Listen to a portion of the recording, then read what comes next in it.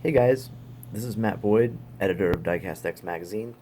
I thought I would give you guys a little bit of a sneak peek as to what we're working on for the next issue, which really goes into production in the next couple of weeks. So we're starting to do some work with taking photos and so forth. So here I am sitting in the spectacular Diecast X photo studio, which I'll just sort of pan and you can see what's going on behind me, the light table and whatnot. But a couple things we got on the table uh, today are a couple of really cool Mopars from Auto World that both 1971 models, one Plymouth, one Dodge, kind of showing a sibling rivalry type of thing between the Roadrunner and the Charger. So let's take a look and see what we got going on here. Let's start off with the Plymouth Roadrunner, 1971. It's part of Auto World's Muscle Car and Corvette Nationals series.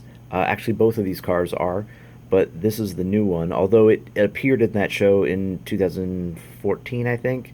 The model is just released now.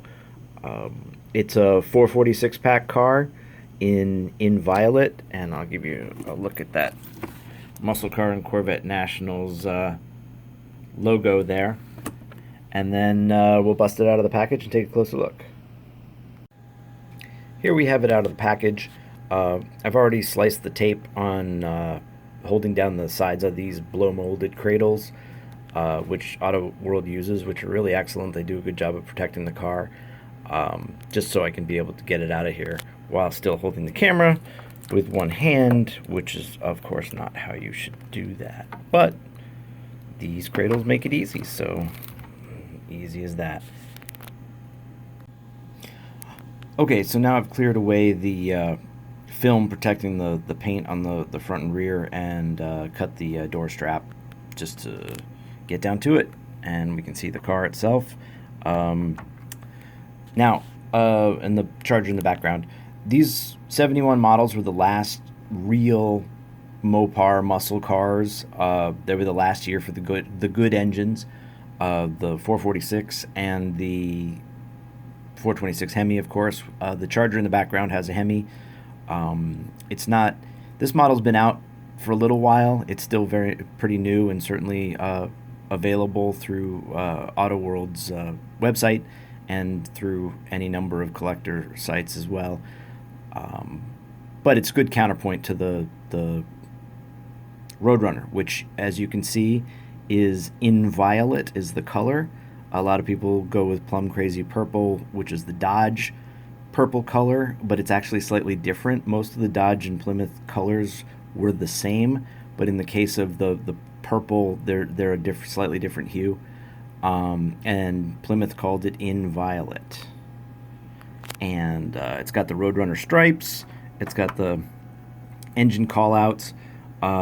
White interior, which does a nice job.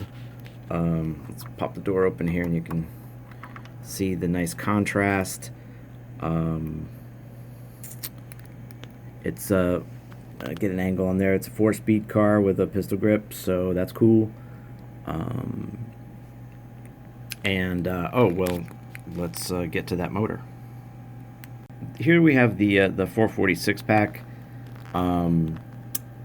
This is one of the old Ertl American Muscle series castings that Auto World has taken over and refurbished and really done a nice job updating.